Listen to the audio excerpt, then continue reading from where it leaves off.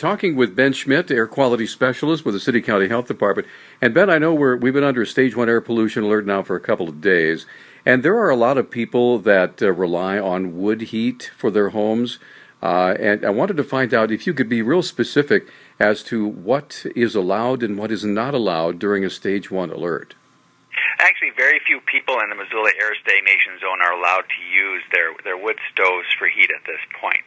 There's a few people who have sole source permits that are grandfathered in from 1994 or earlier, about 7 of those. There's approximately 200 people who have a Stage 1 air quality alert permit, which allows them to burn during Stage 1 alerts, but they have to keep their emissions fairly low. There's a couple hundred of those. During these Stage 1 alerts, everyone else basically can have no emissions from their wood stove devices and fireplaces. So what that really practically means is they can't be used. Okay. Now, what about something like a pellet stove?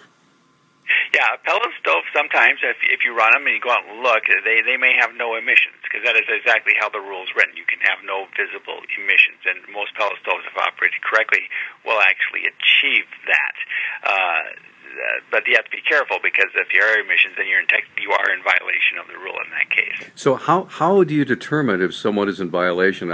Is there someone driving around looking for emissions, or do you depend on neighbors reporting? How does that work? There are two different ways that we do enforcement for the wood stove rules. The first way, of course, is we do get complaints. We go out and respond to them. That's part of our job. But we also pick streets and neighborhoods at random and just see what we find at those locations.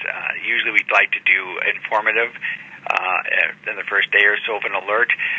We have to always keep in mind here that the last time we had a multi-day alert was the 2010-2011 winter season, and people sort of get out of practice and forget about the rules. And unfortunately, with this El Nino winter coming, we could have several more alerts possibly this winter. Sure. Now, what is the is there a minimum or a maximum fine, and how does that work? Usually it's a sort of a three-step process. First of all, we try to do education and let people know and give them a chance to get in compliance with the rules, especially once they learn about them.